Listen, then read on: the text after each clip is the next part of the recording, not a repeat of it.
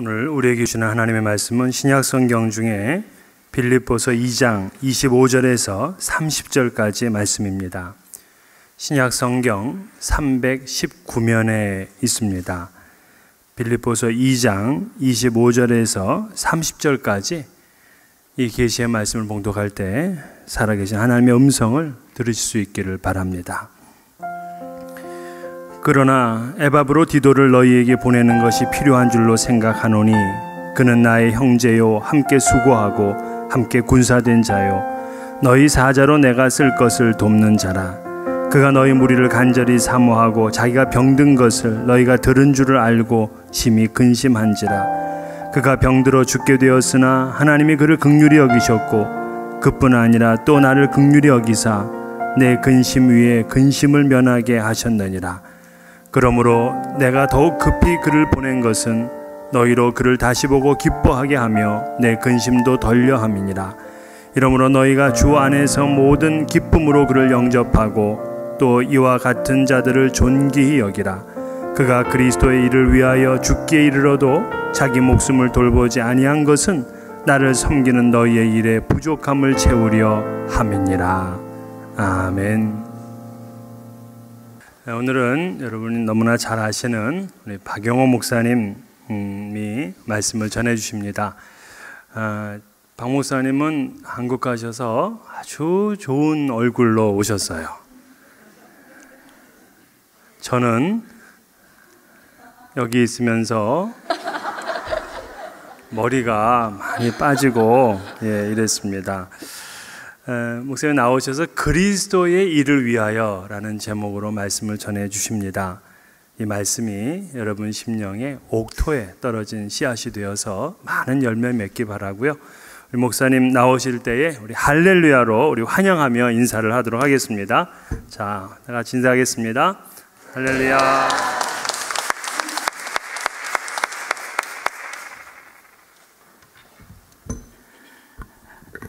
여러분 반갑습니다. 성가대 귀한 찬양 감사합니다. 존귀하신 주의 이름 우리 기쁨 되도다. 이 고백이 우리 모두의 고백이 되기를, 그 고백대로 살 수 있는 믿음 주시기를 주님의 이름으로 축원합니다.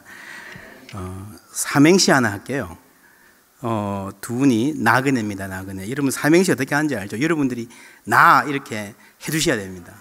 나그네. 저 크게. 자, 시작. 나 그대를 사랑하오. 그대도 나를 사랑하오? 네, 감사합니다. 멋진 삼행시죠? 싱글들 혹시 좋아하는 사람 있으면 옆에 한번 써보세요. 아주 효과가 있을 겁니다. 근데 아마 빨리 하셔야 될 거예요. 소문이 나면 효과가 떨어지니까. 이미 알고 있으면 안 되잖아요. 그죠? 여러분, 그 신약 성경 베드로 전서를 보면 흩어진 나그네들에게 보낸다.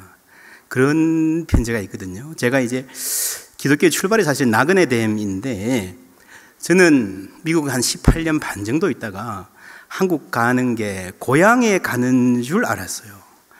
근데 가보니까 거기서도 나그네더라고요. 이 느낌이 그래요. 어쩌면 여기 오면 고향에 온 것 같다 싶은 느낌이 들기도 하고요. 참 묘한데, 베드로전서가 나그네들에 보내면서 쭉 이렇게 편지를 이어가면서 아주 하이라이트가 거기입니다. 무엇보다도 열심으로 서로 사랑할지니 사랑은 허다한 죄를 덮느니라. 우리가 다 나그네이기 때문에요. 나그네 된 삶에 가다가 뭘 대단한 걸 소유하고 뭐 대단한 데를 정복하고 엄청난 기업을 일구고 지나면 별거 아니에요. 그렇죠? 지금은 대단한 것 같아도요, 조금만 지나보면 사람들이 대단하다는 그게 별거 아니에요. 뭐가 남습니까? 무엇보다 열심으로 서로 사랑할지니 사랑은 허다한 죄를 덮느니라. 할렐루야. 옆에 분들에게 한번 고백하십시다. 사랑합니다. 사랑합니다. 제가 97년도에 미국에 왔어요. 99년도에 시카고에 왔습니다. 지금 여러분 대부분 사시는 뭐 글렌뷰, 노스브룩, 윌맷 이런 데 온 게 아니고요. 이런 하이드팍이라고 아십니까? 고속도로에 내려서 굉장히 위험한, 한국 사람들 오라면 잘 안 오는 동네를 지나가지고 유홀 트럭을 몰고 그 뒤 한 20년 됐나 큰 차를 이렇게 달고요. 왜 달고 왔는지 모르겠어요. 그 버려도 누가 가져갈 사람도 없는 차인데 그 고생을, 가정 고생을 하면서 왔어요. 운전도 안 익숙한데. 그래서 시카고 대학에서 이제 공부를 하는데요. 공부하다가 죽겠다 싶을 만큼 어렵고 양이 엄청나더라고요. 그러면서 이제 한 교회에서 청년부 사역을 했습니다. 그때 아주 많은 은혜를 경험했어요. 큰 부흥이 있었습니다. 그래서 모이는 교회 안에서 어떤 방에서 모였는데 해마다 장소를 바꿔야 돼서 해마다. 나중에는 교회 안에 갈 장소가 없을 정도로. 그런데 장소야 바꾸면 되지만 담당 교역자인 저의 시간과 커패시티는 한정되어 있잖아요. 청년들이 늘어나니까 이게 목회가 감당이 안 돼요. 공부도 해야 되고. 그래서 제가 청년들한테 그렇게 말한 적이 있습니다. 여러분 숫자가 이렇게 늘어나는 게 저한테 힘이 될까요? 짐이 될까요? 힘이 될까요? 짐이 될까요? 뭐 답은 뭐 둘 다입니다. 힘도 되고 짐도 되고요. 그러니까 정말 힘들게 팍팍하게 사역을 했는데 지금 돌이켜보면 정말 하나님이 도와주지 않으셨으면 도저히 할 수가 없었다. 제가 약소의 교회를 개척하고도 PhD 논문을 쓰고 하는 과정들에 정말 하나님이 도와주시지 않았으면 도저히 못했을 것이다. 그런 고백이 있습니다. 뭐 수많은 간증이 있는데요. 한 예로 그런 게 있습니다. 제가 파일로 오브 알렉산드리아라고 하는 아주 어려운 그릭을 공부하는데 이게 뭐 일주일 동안 계속 매달려 있어도 숙제를 겨우 월요일날 수업이 있는데 해갈까 말까예요. 근데 뭐 열심히 하는데 어느 주간은 교회 일이 너무 많은 거예요. 행사도 많고. 그래서 이제 겨우겨우 조금 해놓고 이제 주일날 늦게 집에 돌아왔습니다. 그래서 이제 오늘 밤 새야 되겠구나. 밤을 새도 할 수 있을까 말까 한 분량이 남았어요. 근데 밤 한 10시쯤 넘었는데요. 전화가 온 거예요. 어떤 부부가 너무 깊은 고민이 있는데 목사님 좀 뵐 수 있습니까? 이렇게 전화가 온 거예요. 어떻게 해야 되겠습니까? 내일 오라. 고 하는 게 정답인데 여러분 목회를 하다 보면 이게 감이 있어요. 이 친구가 오늘 진짜 절박하구나. 내일이면 말을 안 할지도 모르겠구나. 그런 느낌이 들어서 나도 모르게 오라 그랬어요. 그래서 한참 이야기하다가 갔는데 시계 보니까 새벽 2시가 넘었어요.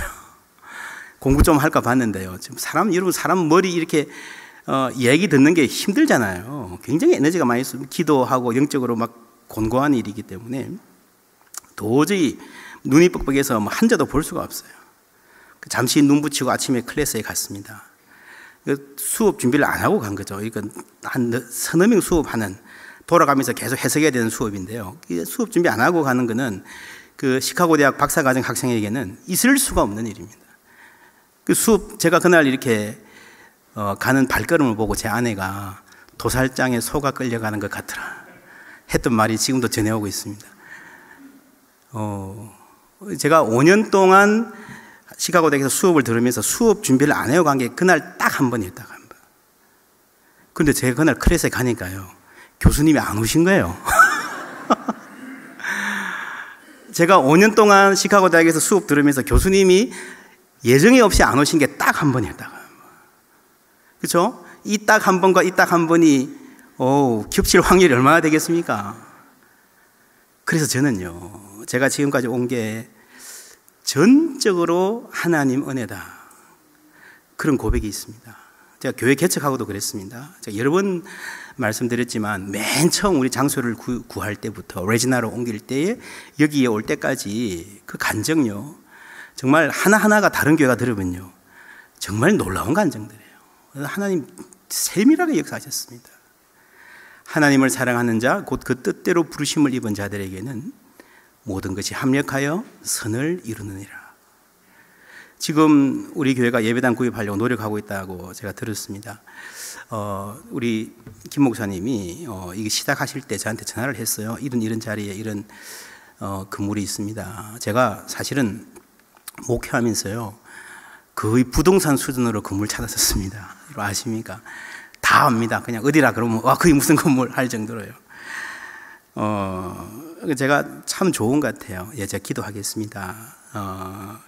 그랬습니다. 제가 목회하면서 이 교회 건물 구입에 대한 말을 많이 했었고 설교도 하고 했었는데요. 예를 들면 2014년 4월 6일 설교, 성전을 짓다 성전이 되다 라고 하는 설교는 제가 제 페이스북에도 올렸고, 시카고 교회 협의회가 이렇게 몇십 주년 기념 설교집 발행한다고 할 때 그게 제가 그 설교를 실었습니다. 그만큼 제가 목회관의 대표적인 설교를 할 만큼 저는 나름대로 분명하고 명료하게 공동체에 전달했다고 생각을 하고 있습니다. 대략 정리하면 이렇습니다. 물론 신학적인 배경은 여러분 찾아보시면 되겠고요. 제가 목회하면서 들었던 말씀은 그렇습니다. 첫 번째, 건물이 교회의 본질이 아니기 때문에 건물 구입을 서두르지는 않겠습니다. 두 번째, 하나님이 기회를 주시면 힘을 합해서 우리가 감당해야 됩니다. 세 번째, 건물을 구입한다면 무엇보다도 교육과 선교를 위해서입니다. 여러분, 이게 건물을 구입하려다 보면요, 집 이사할 때도 그래도 온 가족이 다 만족하기 쉽지 않거든요. 이 집은 이렇고 이 집은 저렇고, 교회도 그렇잖아요, 그죠? 보니까 뭐 어떤 분들은 천장이 너무 낮다 뭐 이런 말씀 하시는데요. 여러분, 사실은 천장 높으면 좋겠지만 낮아도 괜찮습니다. 그 건물 자체가 교회 본질이 아니거든요. 사실은요, 내년이 우리 종교개혁 500주년 기념입니다. 아십니까? 1517년 루터의 종교개혁. 중세의 교회가 천장 높은 교회를 짓다가 망했어요. 그래서 사실은요, 이 개신교는 건물이 어디든 간에 그 건물 자체가 성전이 아니고 하나님의 임재를 보장하지 않기 때문에 흙간에서 예배해도요, 하나님의 영광이 충만할 수 있다는 믿음에서 출발한 게 우리 개신교예요. 건물 중요하지 않습니다. 저는 그렇게 생각합니다. 그런데 뭐 필요할 때는 있죠.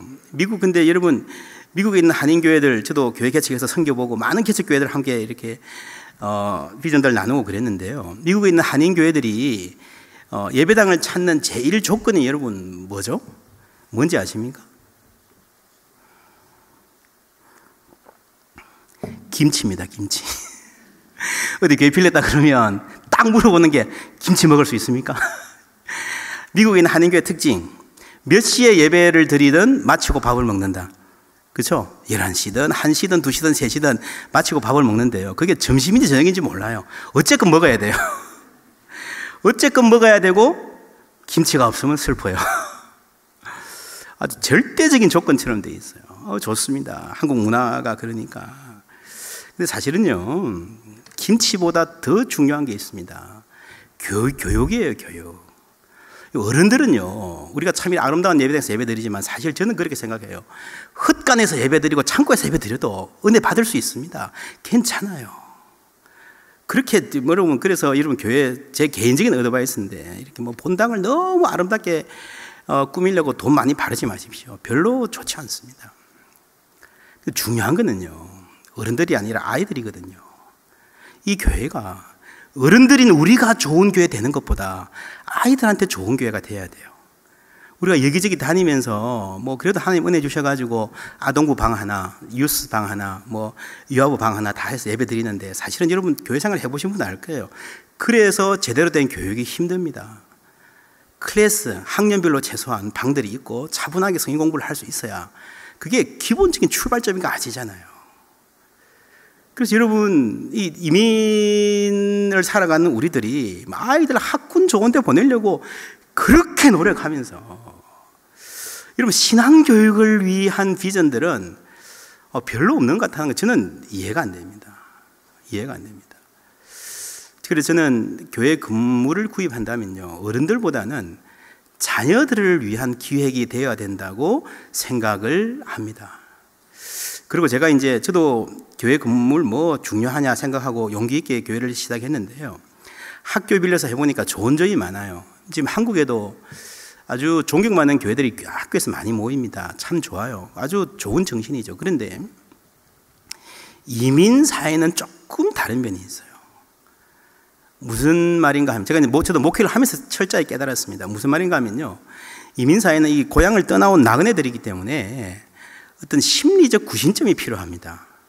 그러니까 교회의 영적인 스피리추얼 센터는 언제나 그리스도고 그리스도의 몸된 공동체입니다. 근데 우리가 약한 인간이기 때문에 그거 가지고 안 되는 면이 있는 게 사실이거든요. 심리적 구심점이라는 말이 그런 말이에요. 여러분, 이 꼬마들이, 우리 교회 꼬마들이 많이 주셨는데, 이 아이들이 이제 졸업하고 어디 가서 취직하고 다른 주에 산다, 시집 장가 가서 이 교회를 홈철치라 생각하고 방문할 거 아닙니까? 그때는 여러분 장소도 중요하더라고요. 제가 목회하면서 그런 일이 여러 개 있었습니다. 여름에 여기서 신앙생활 하다가 다른 주 갔던 청년들, 결혼했던 청년들 다 있는데 어떨 때는 그래요. 주일날 레지나에 갔는데 문 잠겨 있던데요? 그럴 때가 많았습니다. 그러니까 교회라고 찾아오는데 옮기면 자녀들이 올 때마다 엄마 우리 어디서 예배드려요? 이러면요. 이게 조금 이 교회에 대한 이모셔널 어태치먼은 아주 중요하거든요. 그래서 저는 그랬으면 좋겠어요. 이 아이들이 자라서 다른 주에 가서 이렇게 살더라도 여기가 홈철치고 여기 가면 그래도 내가 아는 어른들이 함께 예배드리고 있지, 나를 반겨주겠지, 안 와도 그런 마음만 있어도, 거기서도 이런 예배를 드리겠지 하는 그 비주얼라이즈 되는 마음만 있어도요, 그것이 굉장히 중요한, 영적 중심은 아니지만 psychological and emotional center가 될 수 있어요. 그 기능을 여러분 무시할 수 없습니다. 아이들이 교회에서 좀 더 많은 시간, 우리가 시간이 너무 제한되어 있어서 좀 시간을 보낼 수 있도록 좀 교회가 움직이면 좋겠고요. 그리고 또 하나는 선교와 지역사회 봉사가 중요해요. 여러분, 저는 우리 약속의 교회가 다른 어느 교회 못지않게 많은 은혜를 받은, 복을 받은 교회라고 믿습니다. 그러면 이제는요, 우리한테 좋은 교회만 찾지 말고요, 이 지역사회에서 우리가 봉사해야 될 일을 찾아야 돼요. 하나님 말씀, 주보에 요한복음 10장 16절 말씀 한번 찾아보십시오. 다 같이 읽을게요. 시작. 또 이 우리에 들지 아니한 다른 양들이 내게 있어 내가 인도하여야 할 터이니 그들도 내 음성을 듣고 한 무리가 되어 한 목자에게 있으리라. 아멘. 예수님의 목회는요, 양들을 위해서 생명을 바치는 목회입니다. 지금 이 우리에 있는 양, 이 양들을 위해서 모든 것을 다 바치는 목회이지만 예수님의 목회의 범위가 지금 우리 눈에 보이는 이 성도들에게 절대로 한정되어 있지 않았습니다. 그래서 모든 교회가 건강한 교회, 복받는 교회, 은혜 충만한 교회가 되려면요, 우리끼리 좋은 교회가 되면 절대로 안 됩니다. 우리에게 주신 은혜를 통해서 세상에 빛이 돼야죠. 주의 복음을 증거해야죠. 지친 어깨들을 위로하고 여러분 피곤한 무릎을 이렇게 세우라 그랬잖아요. 그걸 감당해야 되는 거예요. 그래서 여러분, 이 교회는 우리 교회지만 우리만의 교회가 아닌 줄 믿습니다. 이 우리에 들지 아니하는 다른 양, 그 얼굴을 하나님이, 예수님이 얼굴에 보고 계신 거예요. 모든 교회가 그래야 진짜 교회가 됩니다. 그래서 여러분, 교회가 타락한 가장 강력한 증거는 뭔가 하면요, 우리만을 위한 교회가 되는 거예요. 우리들만 케어해 주세요, 우리들한테 좋은 교회, 그렇지 않습니다. 우리 어머니 이만큼 받았으면요, 이제는 좀 써야, 봉사를 하고 섬겨야, 말씀을 증거해야 더 크고 깊은 은혜의 자리에 가게 될 줄 믿습니다. 그래서 그러게 하기 위해서 가장 중요한 것은 뭔가 하면은 넘버 3, 가장 소중한 원칙, 에베소서 4장 3절 다 같이 읽습니다. 평안에 매는 줄로 성령이 하나 되게 하신 것을 힘써 지키라. 영어로 뭐라 되어 있습니까? Make every effort. 좀 과격하게 번역하면 수단과 방법을 가리지 말고 어떤 대가를 치르더라도 이것 하나는 지키라는 거예요. 뭐예요? 성령이 하나 되게 하신 그 유니티, 교회의 하나됨을 지키라는 겁니다. 여러분, 교회가 뭡니까? 교회는 그리스도의 십자가로, 그리스도의 피값으로 주고 사신 공동체입니다. 그것 때문에 우리가 한 자매 형제가 되었고 한 가족이 된 줄 믿습니다. 하나가 되었어요. 그래서 여러분, 교회는 성령이 하나 되게 하신 공동체예요. 성령이 하나 되게 하신 공동체가 아니면요, 교회는 존재할 수가 없어요. 여러분, 이렇게 많은 사람이 한 자리에 모여서 한 사람의 말을 듣고 있는 게 여러분, 세상에서 가능합니까? 여러분, 자녀가 5명이라고 생각하십시다. 여기저기 가 있어요. 자, 아빠가 밥 사줄 테니까 다 모여라. 쉬워요, 어려워요? 5명 자녀 한 자리에 다 모이는 게 쉬워요, 어려워요? 초등학교 때는 가능하겠죠. 유스만 가도 힘들어요. 그렇지 않습니까? 한 아버지를, 육체의 아버지를 모시고 있어도 5명, 10명도요, 한 자리에 모여서 이렇게 아버지의 말에 귀를 기울이는 거는요, 불가능해요. 근데 여러분, 이렇게 많은 사람이 한 자리에 모여서 한 음성을 듣고 있다는 거는요, 우리가 한 게 아니고 성령이 하나 되게 하신 은혜인 줄 믿습니다. 그걸 알아야 교회가 뭔지를 알아요. 이 은혜를 알아야 우리가 신앙생활이 뭔지를 안다는 거예요. 내가 한 거 아니에요. 성령이 하나 되게 하신 것입니다. 할렐루야. 모든 교회는 성령이 하나 되게 하신 은혜 위에 있는 교회입니다. 그리고 제가 보기에는 우리 약속의 교회는 성령이 하나 되게 하신 그 은혜를 특별히 깊게 체험한 공동체입니다. 여러분 아시겠지만 다른 교회에서 예배드리는 분들이 다 합쳐가지고, 여러분 시카고 지역에 많은 교회들이 어려움 겪는 상황에서 이 정도로 이런 화합해서 사는 거는요, 이런 보통 일이 아닙니다. 굉장히 놀라운 기적 같은 일이에요. 그렇지 않습니까? 여러분 다 훌륭하시고 뭐 인격적이셔서 그렇지만 그것만 가지고 안 돼요. 성령이 하나 되게 하신 특별한 은혜를 주신 줄 믿습니다. 여러분 우리 김경수 목사님 모시는 것도 그래요. 여러분 지금 제가 시카고 지금 오랜만에 와 보니까 많은 교회들이 저를 이제 뭐 만나기도 하고 목사님 장로님들 찾아오기도 하고 기도도 나누고 하는데요. 뭐 지금 시카고 지역에 목회자 없는 교회가 많습니다. 1년 2년 지나도 목회자를 모시지를 못해요. 왜요? 교회가 하나가 안 돼서. 훌륭한 목사님들 많아도요, 자기들끼리 하나가 안 되니까 목사님을 모시지를 못하는 거예요. 최근에 목사님 모신, 오랫동안 공백을 거쳐서 겨우 목사님 모신 어떤 교회 장로님과 목사님 제가 함께 만났습니다. 그분이 하시는 말씀이, 아이고, 목사님 청빙하는 과정에서 우리 교회가 완전히 이 공중분해 되는 줄 알았습니다. 얼마나 힘든지요. 그런데 우리가 이렇게 훌륭한 목사님, 여러분 단번에 온 교우가 함께 마음을 모아서 모실 수 있는 거는요, 여러분 정말 기적 같은 일이라고 저는 생각을 합니다.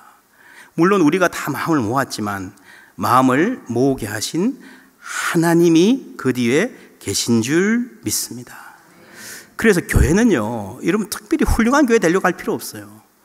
교회는 내가 잘한다고 성장하는 게 아니에요. 신앙생활은 내가 열심히 잘한다고 그것 때문에 복 받는 게 아니에요. 하나님의 은혜를 알아야 되고 하나님이 이미 주신 은혜를 알아야 돼요. 은혜 위에 은혜를 할렐루야. 이미 주신 은혜를 아는 사람 위에 하나님 은혜를 더 주시는 거예요. 여러분 열심히 할 필요도 없습니다. 그냥 성령이 하나 되게 하신 것 힘써 지키면 됩니다. 여러분 교회가 무슨 이슈가 있으면 당연하게 사람마다 생각이 다르니까 다른 의견이 있을 수 있습니다. 건강한 겁니다. 좋은 겁니다. 서로 의견을 이야기하고 존중하고 그렇게 가시면 됩니다. 그러나 여러분 우리가 정말 주의해야 될 것은 성령이 하나 되게 하시는 것을 지키는 것이 가장 우선적인 가치라는 겁니다. 많은 분들이 아실 거예요. 아무리 교회가 목사님 훌륭하고 아무리 교회 건물이 좋아도요, 하나 되지 못하면 교회 아닙니다. 지옥 같은 삶인 거 여러분 아시지 않습니까? 그거를 지키셔야 돼요. 하나님 보시기에는요, 교회 건물 구입하는 거를 찬성하는 교인이나 반대하는 교인이나 차이가 없습니다. 다 하나님 사랑해서 그러는 거고 하나님 자녀들이고 교회 사랑하는 사람들 아닙니까? 그죠? 교회 사랑 안 하면 누가 그렇게 이야기하겠습니까? 교회 사랑하는 거예요. 좋아요. 여러분 하나님 보시기에는요, 교회를 뭐 구입하자 그러면 헌금을 많이 하는 성도나 작게 하는 성도나 심지어 못하는 성도나 차이가 없습니다. 마음만 있으면, 고린도 후서에 보면요, 마음만 있으면 있는 대로 받으실 것이고 없는 것을 받지 아니하시리라 그랬어요. 헌금은요, 우리의 처지와 형편을 다 아는 하나님 앞에서 하는 거예요. 하나님께는 전혀 차이가 없는 줄 믿습니다. 그런데 하나님 보시기에 중요한 게 있어요. 뭐가 있는가 하면요, 교회의 하나됨, 일치, 성령의 하나되게 하신 것을 흐트리는 성도가 있고 성령의 하나되게 한 것을 힘들지만 힘써 지키는 성도가 있어요. 이거는 너무도 중요한 구분입니다. 이 어느 쪽이 되기를 원하십니까? 그래서 교회는 여러분 다 의견이 다를 수 있지만 모든 여러분 말과 행동에 있어서 이 말이, 이 행동이 교회의 하나됨을 높이는가 혹은 교회의 하나됨을 무너뜨리는가, 그 생각을 하고 말하고 행동해야 되는 줄 믿습니다.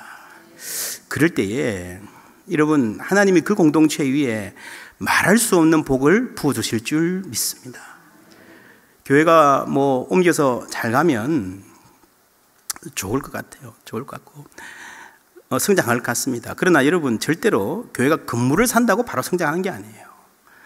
건물을 사는 과정도 교회가 더욱더 하나 되는, 그리고 정말 교회가 뭔지, 교회의 사명과 본질이 뭔지, 그죠? 교회가 해야 될 일이 뭔지를 재점검하고 비전을 재정립하는 과정이 되고, 이 과정을 통해서 우리 교회 성도들이 이렇게 교회를 사랑하는구나 서로 확인하면서 더욱 하나가 된다면 하나님께서 우리에게 감당할 수 없는 복을 부어주실 줄 믿습니다.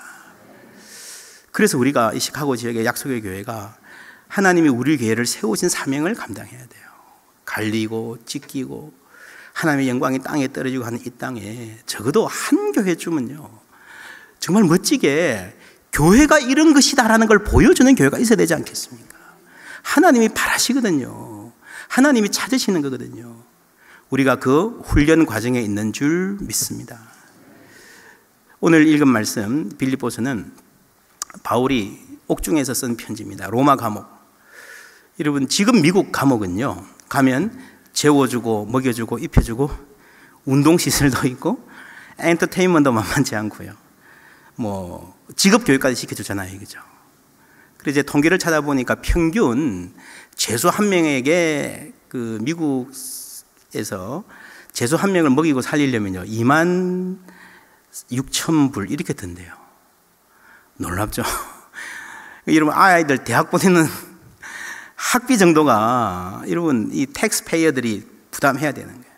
그게 미국의 감옥입니다. 근데 옛날 로마 시대 감옥은 어땠을까요? 그랬을까요? 26,000불? 로마 제국이? 안 그랬겠죠. 감옥 방만 줍니다. 나머지는 알아서 해야 됩니다. 누가 먹을 갖다 준 사람이 없으면요, 얻어먹든지 굶어 죽든지 둘 중에 하나예요. 그게 로마 시대 감옥이었어요. 그런 처지에 있는 바울에게 저기 멀리 마게도니아에 있는 교회, 빌립보 교회가 헌금을 모아서 보내왔습니다. 먼 길, 험한 길이에요. 그 험한 길, 어려운 심부름을 마다하지 않고 한 사람이 누구예요? 오늘 말씀에 에바브로디도예요. 우리 빌립보서 2장 성경 한번 보십시다. 2장 25절. 신약 320면입니다. 제가 읽을게요. 그러나 에바브로디도를 너희에게 보내는 것이 필요한 줄로 생각하노니 그는 나의 형제요 함께 수고하고 함께 군사된 자요 너희 사자로 내가 쓸 것을 돕는 자라. 너희 사자. 여러분, 이 사자가 사자 호랑이 할 때 그 사자가 아닌 거 아시죠? 메신저입니다. 너희 사자로 내가 쓸 것을 돕는 자 에바브로디도입니다. 그렇게 먼 길을 바울을 위해서 왔는데, 그런데 26절에 보면요, 그가 너희 무리를 간절히 사모하고 자기가 병든 것을 너희가 들은 줄을 알고 심히 근심한지라. 이 병이 깊었어요. 27절에 보면 그가 병들어 죽게 되었으나 하나님 일하러 온 사람인데 병이 들었어요. 얼마나 딱한 일입니까? 그런데 26절 말씀을 보면요, 자기가 병든 것을 너희가 들은 줄을 알고 심히 근심한 자라. 이 심히 근심이라는 말은요, 예수님이 겟세마네 동산에서 근심했다 할 때 하는 그 단어, 굉장히 극심한 고통을 이야기하는 거예요. 내가 죽게 되었구나, 시한부 인생이래, 그러면서 근심한 게 아니라, 심히 근심하는 게 아니라, 내가 아픈 게 아니라, 내가 아픈다는 사실을 빌립보 교인들이 들었기 때문에, 그것 때문에 심히 근심했다는 거죠. 무슨 말이겠습니까? 왜 그랬겠습니까? 이거는요, 그냥 사람이 워낙 나이서 해가지고 나 때문에 교인들을 걱정할까봐 염려된다, 이런 식 정도의 근심이 아니에요. 극심한 고통을 이야기하는 거예요. 내가 죽는 것보다 훨씬 더 근심스러운 게 빌립보 교인들의 걱정이라는 거예요. 왜 그랬겠습니까? 갈라디아서 4장에 보면 이런 말씀이 나옵니다.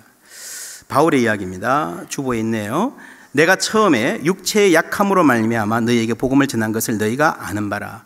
바울이 갈라디아 교회를 개척할 때에 갈라디아에 가서 교회를 세워야지 하고 간 게 아니고 지나가는 길이었어요. 지나가려고 했는데 갈라디아에 있을 때 많이 아팠어요. 그럼 머물렀어요. 그냥 스테이 할 수밖에 없었어요.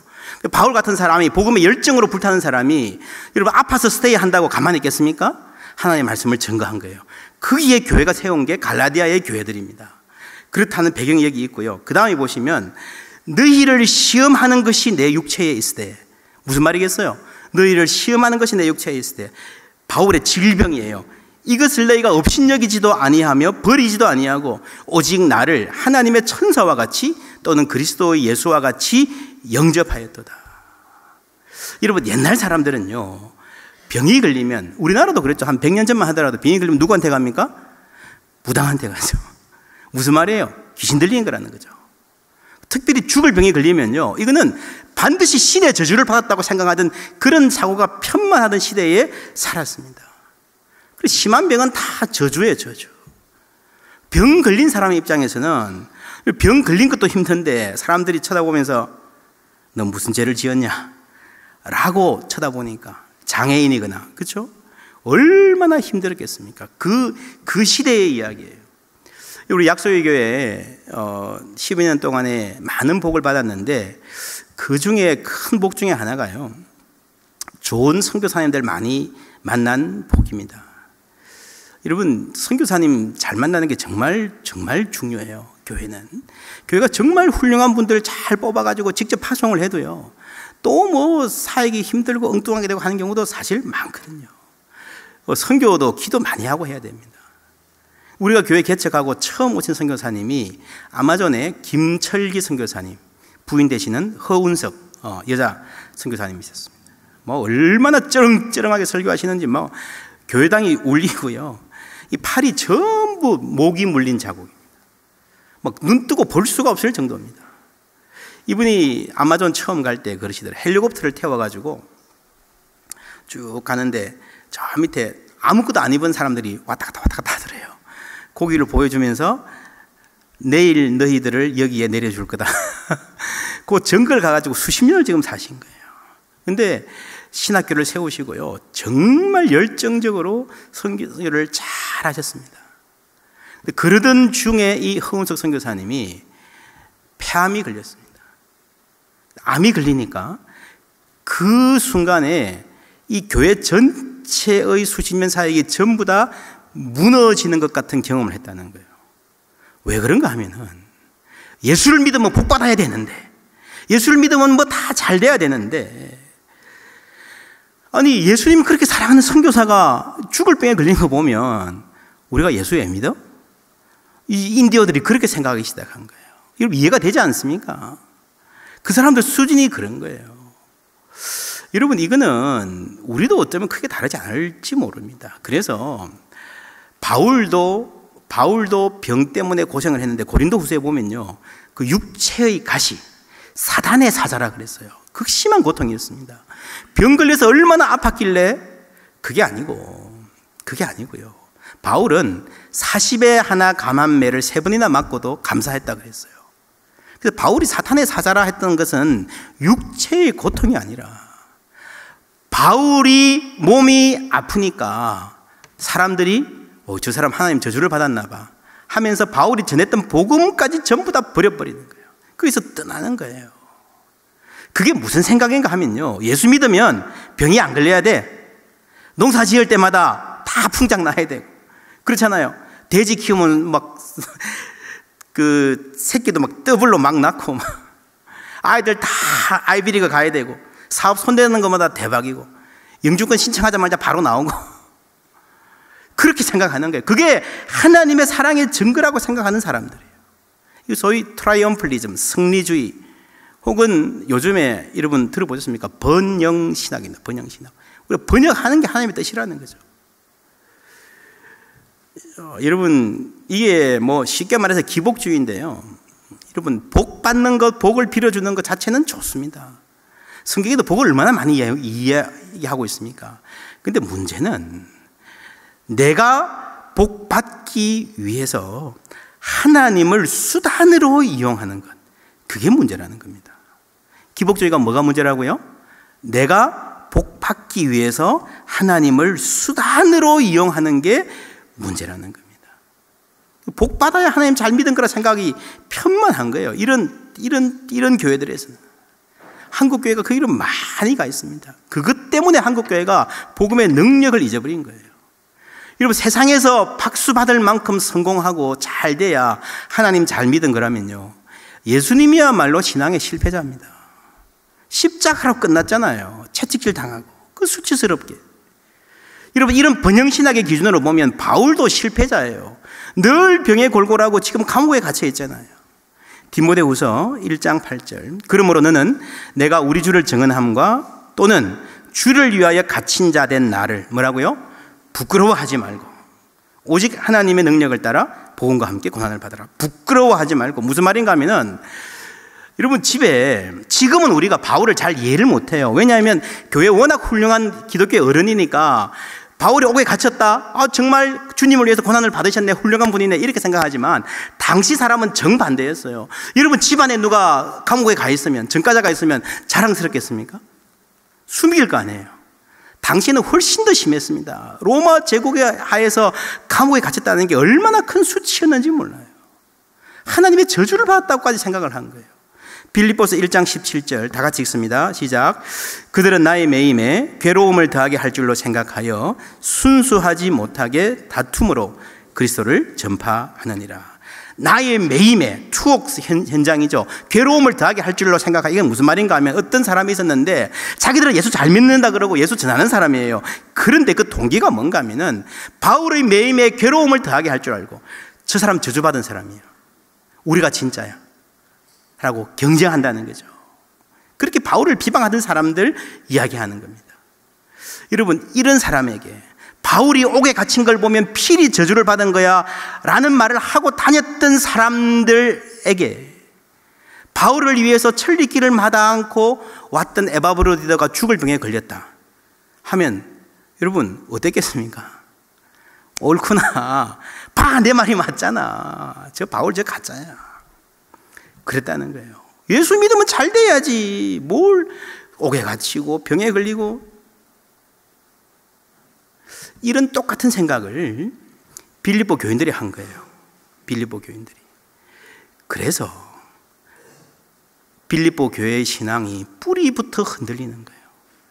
그거를 들으면서 에바브로디도가 내가 병에 걸려 죽는 것은 주님의 일하다가 죽으니까 감사하지만 내가 이렇게 죽어버리면 저 철없는 교회, 아직 신앙의 뿌리가 없어서 예수 믿는 게 뭔지 잘 모르는 그 교인들이 완전히 신앙이 무너질 텐데 그것 때문에 너희가 들은 줄을 알고 심히 근심한지라 라고 했던 겁니다. 그래서 이 28절에 보면요, 그러므로 내가 더욱 급히 그를 보낸 것은 너희로 그를 다시 보고 기뻐하며 내 근심도 들려 함이니라. 그래서 여러분, 이 빌립보 교회는요, 건강해진 에바브로디도가 그 앞에 나가서 딱 서야 그제서야 그 흉흉한 소문이 진정이 되고 그제서야 그 신앙이 조금 회복될 수 있는 아주 아기 같은 신앙의 공동체였다는 겁니다. 이래서 바울이 에바브로디도를 급히 보내면서요, 에바브로디도가 어떤 사람인가를 참 잘 소개하고 있습니다. 2장 30절 제가 읽을게요. 그가 그리스도의 일을 위하여 죽기에 이르러도 메크리사나투, 헬라어로 메크리사나투, until the death, 자기 목숨을 돌아보지 아니한 것은 나를 섬기는 너희의 일에 부족함을 채우려 함이니라. 죽기에 이르러도. 이 말씀은 빌립보서 전체의 핵심인 그리스도 창가, 예수님이 어떤 분인가를 말하는데 핵심적인 말로 등장합니다. 2장 6절, 그는 근본 하나님의 본체시나 하나님과 동등됨을 취할 것으로 여기지 아니하시고 오히려 자기를 비워 종의 형체를 가지사 사람들과 같이 되셨고 사람의 모양으로 나타나사 자기를 낮추시고 어디까지? 죽기까지. 이 원어로 똑같아요. 메크리사나투, 복종하셨으니 곧 십자가에 죽으심이라. 이 원어의 똑같은 글을 한국말에 다르게 번역을 해서 저는 좀 유감인데, 성서학자로서 이 바울이 빌립보서 2장을 쓰면서 그리스도의 모험을 증거하고 에바브로디도를 추천하면서 똑같이, 여러분 에바브로디도의 삶에 있는 그리스도의 흔적을 보십시오. 세상에서 다 잘되고 다 부자되고 다 아이들 대학 잘 가고 세상에서 좋은 일, 자랑할 일만 생겨서 그게 예수 믿는 게 아니라 죽기에 이르러도 예수 그리스도의 복음을 위해서 전부 다를 바치고 내가 죽을 위기에 있어서도 나를 걱정하지 아니하고 주의 몸된 교회를 걱정하는, 위해서 기도하는, 그렇게 헌신하는 그게 바로 예수 믿는 정신의 핵심이라는 거예요. 거기에 예수 그리스도의 은혜가 살아있다는 겁니다. 여러분, 이런 번영신학과 성리주의는요, 금방은 번성한지 모르지만 다 어디 가고 없습니다. 그래서 사도 바울과 에바브로디도의 그 아름다운 모범이 2000년 후에까지 오늘 우리에게까지 증거되고 전달되고 있지 않습니까? 여러분, 예수 믿는 게 뭐예요? 예수님은 우리를 위해서 모든 걸 다 주셨어요. 모든 걸 다 주셨어요. 목숨까지 아낌없이. 이제는 우리가 그 은혜를 받은 사람들이 어떻게 살아야 될까 고민하며 몸부림치며 기도하며 살아야 되지 않겠습니까? 에바브로디도는 주님과 주의 몸된 교회를 위해서 죽음까지 각오했는데 우리는 주님을 위해서 무엇을 각오할 준비가 되어 있습니까? 여러분, 큰 거 하려고 그러지 마십시오. 성령이 하나 되게 하신 것을 힘써 지키라. 모든 노력을 기울여서 여러분, 교회가 하나 될 수 있도록, 적어도 이 시카고 지역에만이라도 하나 된 아름다운 교회가 얼마나 하나님의 영광을 드러낼 수 있는지 지금까지 잘 왔습니다. 지금까지 교회가 잘 왔습니다. 본질에 집중하는 교회, 복음에 목숨 거는 교회, 주님처럼 살고 싶은 마음이 넘쳐나고요, 그런 분들을 존경해 주는 교회, 성령이 하나 되게 하신 것을 힘써 지키는 교회 되기를 주님의 이름으로 축원합니다.